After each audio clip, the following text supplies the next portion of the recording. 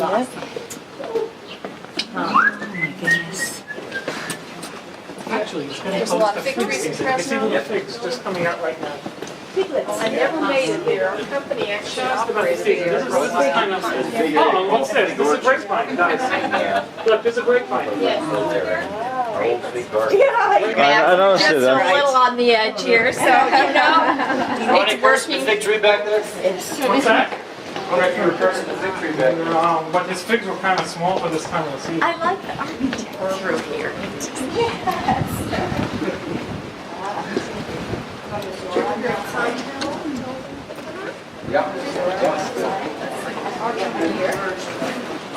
But then there have been other mergers since, so we've all known since. Great shots here. So when I have Up here.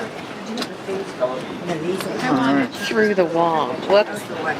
Oh, I wish I had the You're ruining my shot. Wanted a wall shot. Max walked into my wall.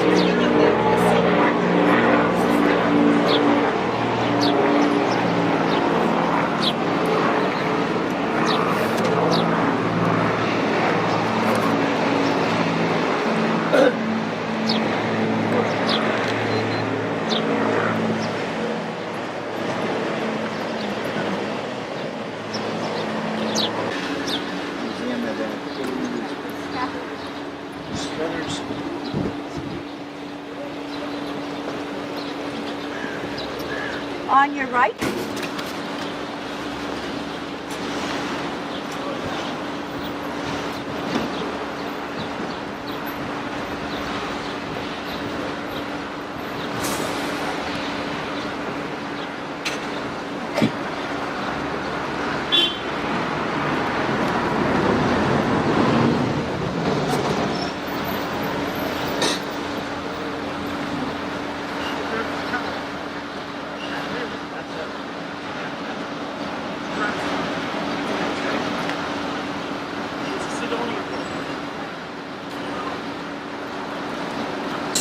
Lumber, needs timber.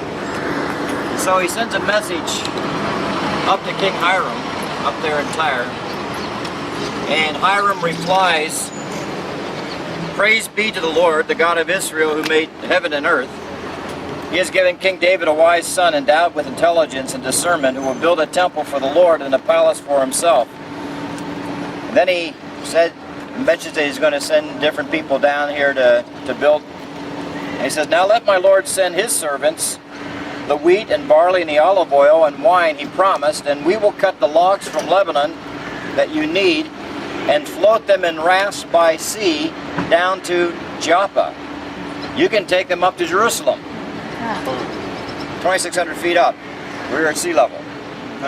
So all those logs for the temple were floated down here and then carted up to Jerusalem. The second passage is a very familiar passage, and that's Jonah. The word of the Lord came to Jonah, son of Amittai. "Go to the great city of Nineveh and preach against it, because its wickedness has come up before me." But Jonah ran away from the Lord and headed for Tarshish. He went down to Joppa, where he found a ship bound for that port, and after paying the fare, he went aboard and sailed for Tarshish to flee from the Lord.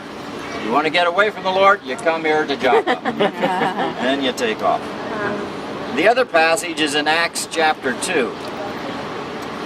And, or not 2, chapter 9. And this is where a woman is dying by the name of Dorcas. And Peter travels around this area. And the Lord heals her through Peter. And then it says, Peter sent them all out of the room, and he got down on his knees and prayed. Turning toward the dead woman, he said, Tabitha, get up. She opened her eyes, and seeing Peter, she sat up. He took her by the hand and helped her to her feet. And then he called the believers and the widows and presented her to them alive. This became known all over Joppa, and many people believed in the Lord.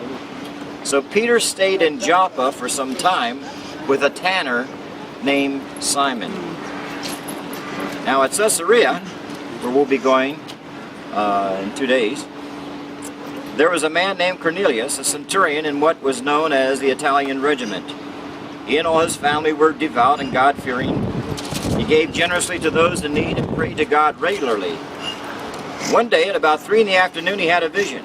He distinctly saw an angel of God who came to him and said, Cornelius. Cornelius stared at him in fear. What is it, Lord? He asked. The angel answered, your prayers and gifts to the poor have come up as a memorial offering before God. Now, send men to Joppa to bring back a man named Simon, who is called Peter. He is staying with Simon the tanner, whose house is by the sea. They're in Joppa. And so about noon the following day, as they were on their journey, approaching the city, coming down from Caesarea, Peter went up to the roof to pray. He became hungry and wanted something to eat, and while the meal was being prepared, he fell into a trance. He saw heaven open and something like a large sheet being let down to earth by its four corners.